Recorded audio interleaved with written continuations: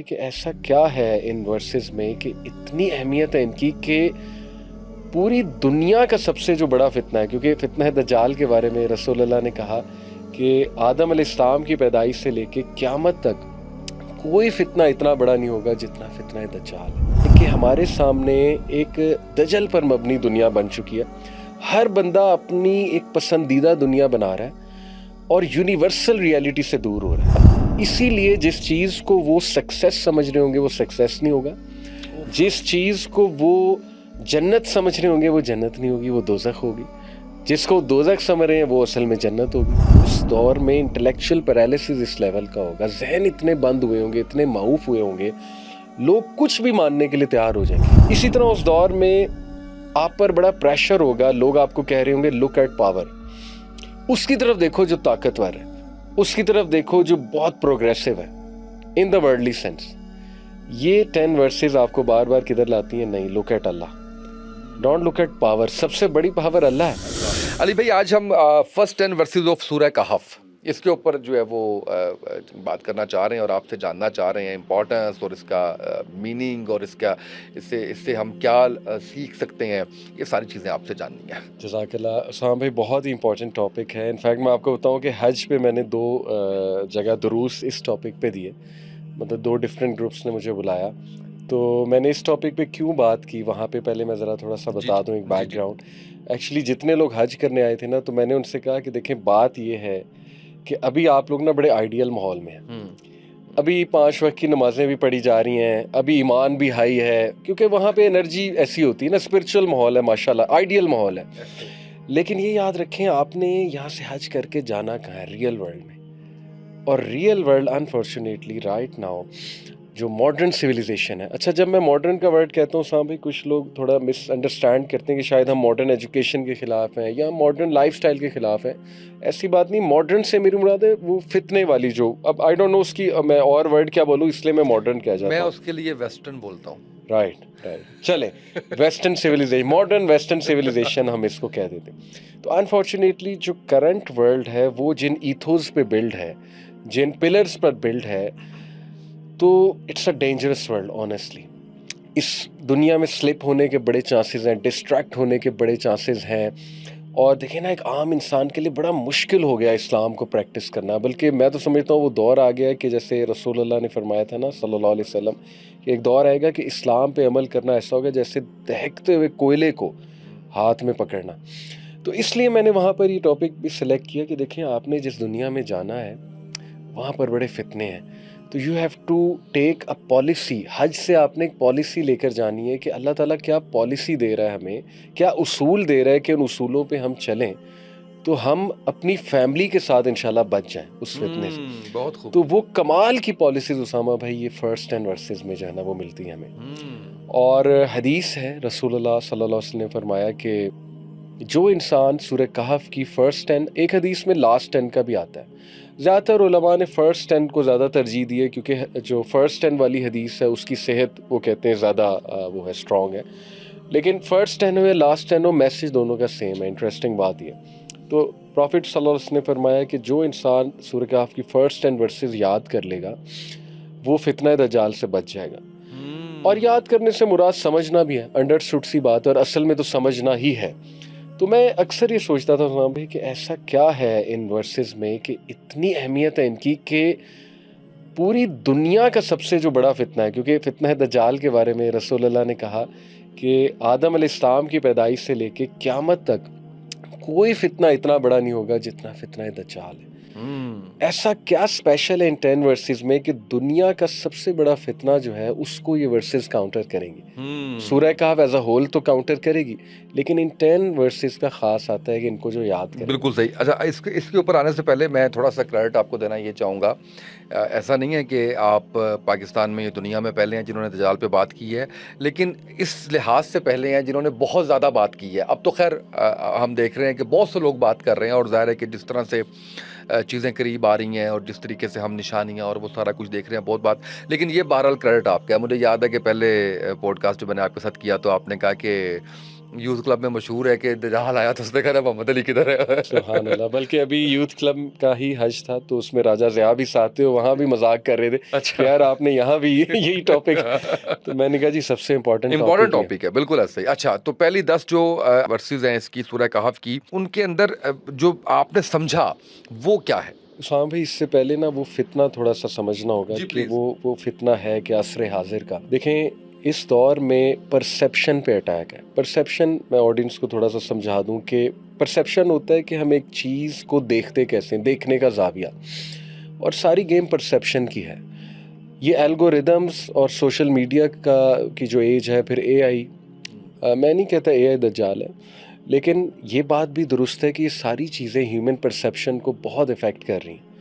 इस लेवल पे इफ़ेक्ट कर रही हैं कि हमारे सामने एक दजल पर मबनी दुनिया बन चुकी है। हर बंदा अपनी एक पसंदीदा दुनिया बना रहा है और यूनिवर्सल रियलिटी से दूर हो रहा है। इसको हम कहेंगे पर्सनलाइज्ड रियलिटी का एक वर्ल्ड बना रहा है, based on algorithms, based on virtual identity, based on AI भी जो है वो आपकी पसंद की बात करता है ना। जो आप एआई को बताते जाएंगे वो आपको टीच करता जाएगा, आपको सिखाता जाएगा, आपके मुताबिक चलेगा। इसी तरह एल्गोरिदम्स हैं, जो आप देखेंगे वो स्टार्ट हो जाएगा। तो एल्गोरिदम इस्लाह नहीं करते आपकी, एक्चुअली एल्गोरिदम्स आपका जो ऑलरेडी मौकफ होता है उसको और स्ट्रॉन्ग करते हैं, खुश करते हैं आपको, खुश करते हैं, क्योंकि they are design to please you.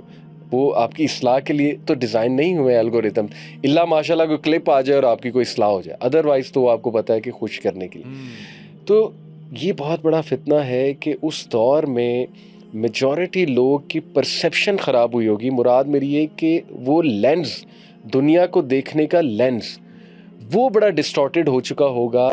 इसीलिए जिस चीज़ को वो सक्सेस समझ रहे होंगे वो सक्सेस नहीं होगा, जिस चीज़ को वो जन्नत समझ रहे होंगे वो जन्नत नहीं होगी, वो दोज़ख होगी।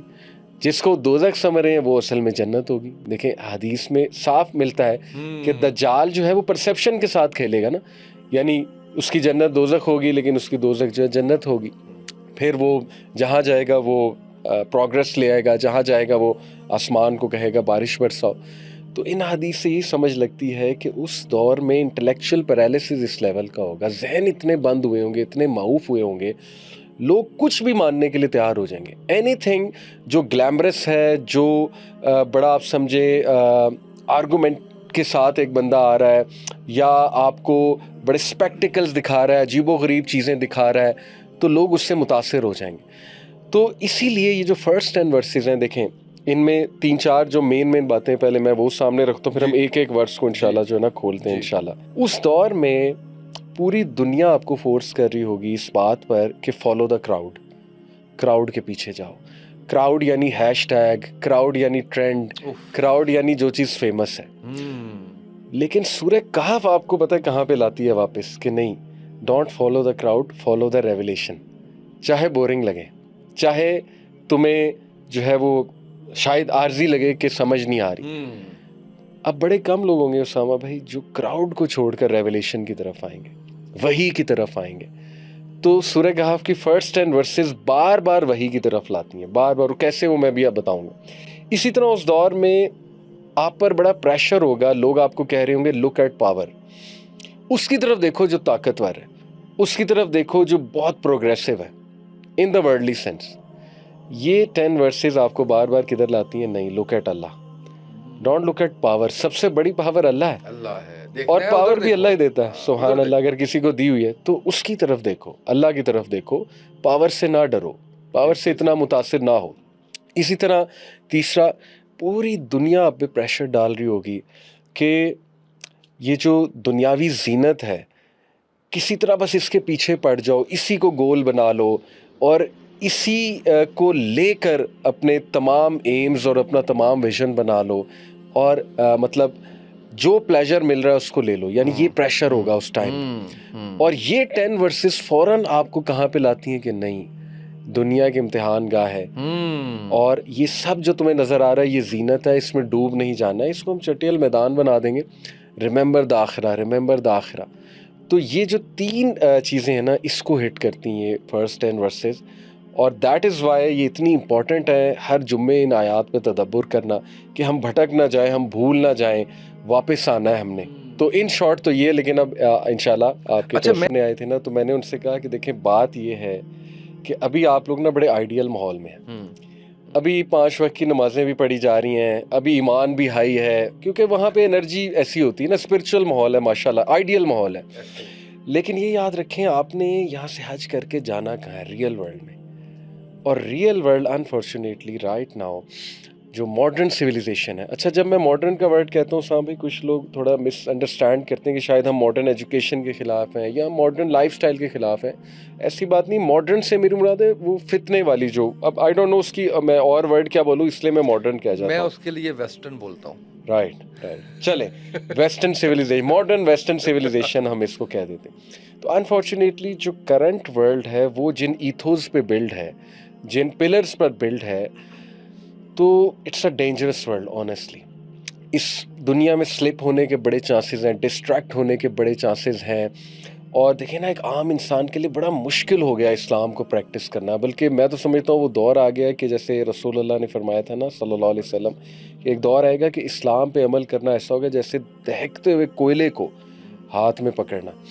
तो इसलिए मैंने वहाँ पर ये टॉपिक भी सिलेक्ट किया कि देखिए आपने जिस दुनिया में जाना है वहाँ पर बड़े फितने हैं, तो you have to take a policy. हज से आपने एक पॉलिसी लेकर जानी है कि अल्लाह ताला क्या पॉलिसी दे रहा है हमें, क्या उसूल दे रहा है कि उन उसूलों पे हम चलें तो हम अपनी फैमिली के साथ इंशाल्लाह बच जाएं उस फितने से। बहुत खूब। तो वो कमाल की पॉलिसीज उसामा भाई ये फर्स्ट 10 वर्सेस में जो है ना वो मिलती हैं हमें। और हदीस है, रसूलुल्लाह सल्लल्लाहु अलैहि वसल्लम ने फरमाया कि जो इंसान सूरह कहफ की फर्स्ट 10, एक हदीस में लास्ट 10 का भी आता है, ज़्यादातर उलमा ने फ़र्स्ट 10 को ज़्यादा तरजीह दी है, क्योंकि जो फ़र्स्ट 10 वाली हदीस है उसकी सेहत वो कहते हैं ज़्यादा वो है, स्ट्रॉन्ग है।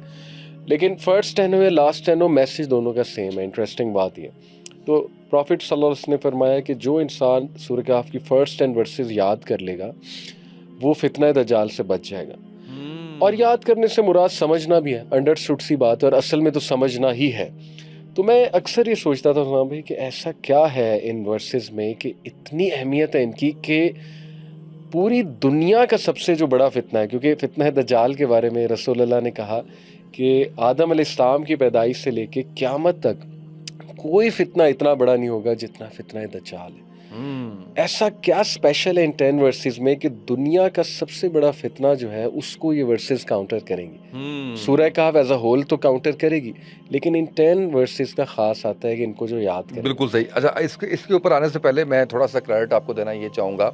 ऐसा नहीं है कि आप पाकिस्तान में, ये दुनिया में पहले हैं जिन्होंने दज्जाल पे बात की है, लेकिन इस लिहाज से पहले हैं जिन्होंने बहुत ज़्यादा बात की है। अब तो खैर हम देख रहे हैं कि बहुत से लोग बात कर रहे हैं, और ज़ाहिर है कि जिस तरह से चीज़ें करीब आ रही हैं और जिस तरीके से हम निशानियाँ और वो सारा कुछ देख रहे हैं, बहुत बात। लेकिन ये बहरहाल क्रेडिट आपका है। मुझे याद है कि पहले पॉडकास्ट जो मैंने आपके साथ किया तो आपने कहा कि यूथ क्लब में मशहूर है कि दज्जाल आया तो उसने कहा मोहम्मद अली किधर है। सुभान अल्लाह, बल्कि अभी यूथ क्लब का ही हज था तो उसमें राजा ज़िया भी साथ थे, वहाँ भी मजाक कर रहे थे कि यार आपने यहाँ भी यही टॉपिक, तो मैंने कहा जी सबसे इम्पोर्टेंट टॉपिक है, बिल्कुल ऐसे ही। अच्छा, तो पहली 10 जो वर्सेस हैं इसकी सूरह कहफ की, उनके अंदर जो आपने समझा वो क्या है? हाँ भाई, इससे पहले ना वो फितना थोड़ा सा समझना होगा जी, कि प्लीज। वो फितना है कि असर हाजिर का। देखें, इस दौर में परसेप्शन पे अटैक है। परसेप्शन, मैं ऑडियंस को थोड़ा सा समझा दूं कि परसेप्शन होता है कि हम एक चीज़ को देखते कैसे हैं, देखने का जाविया, और सारी गेम परसेप्शन की है।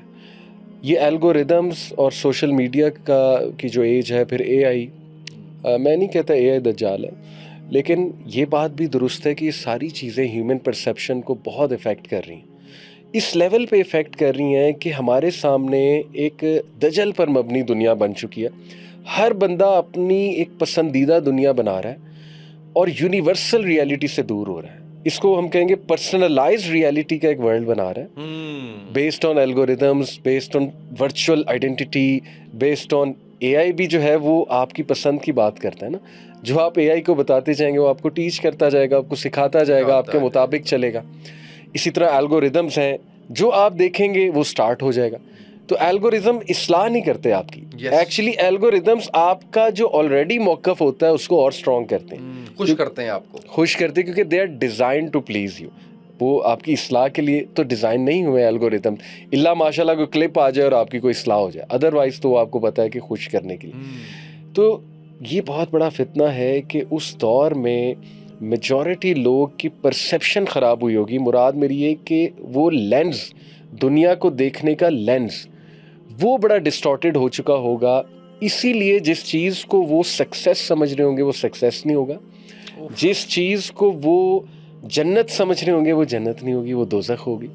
जिसको दोज़ख समझ रहे हैं वो असल में जन्नत होगी। देखें हदीस में साफ मिलता है कि दज्जाल जो है वो परसेप्शन के साथ खेलेगा ना, यानी उसकी जन्नत दोज़ख होगी लेकिन उसकी दोज़ख जो है जन्नत होगी। फिर वो जहाँ जाएगा वो प्रोग्रेस ले आएगा, जहाँ जाएगा वो आसमान को कहेगा बारिश बरसाओ।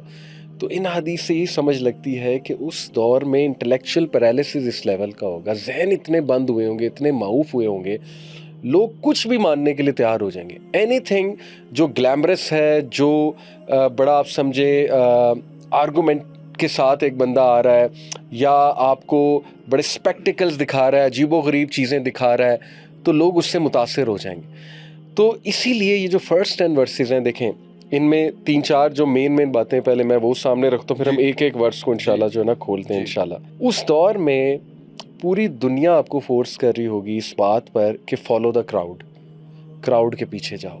क्राउड यानी हैशटैग, क्राउड यानी ट्रेंड, क्राउड यानी जो चीज़ फेमस है। लेकिन सूरह कहफ आपको पता है कहाँ पे लाती है वापस कि नहीं, don't follow the crowd, follow the revelation. चाहे बोरिंग लगे, चाहे तुम्हें जो है वो शायद आर्जी लगे कि समझ नहीं आ रही, अब बड़े कम लोग होंगे उसामा भाई जो क्राउड को छोड़कर रेवलेशन की तरफ आएंगे, वही की तरफ आएंगे। तो सूरह कहफ की फर्स्ट 10 वर्सेस बार बार वही की तरफ लाती हैं, बार बार। कैसे वो मैं भी अब बताऊंगा। इसी तरह उस दौर में आप पर बड़ा प्रेशर होगा, लोग आपको कह रहे होंगे लुक एट पावर, उसकी तरफ देखो जो ताकतवर है, उसकी तरफ देखो जो बहुत प्रोग्रेसिव है इन द वर्ल्डली सेंस।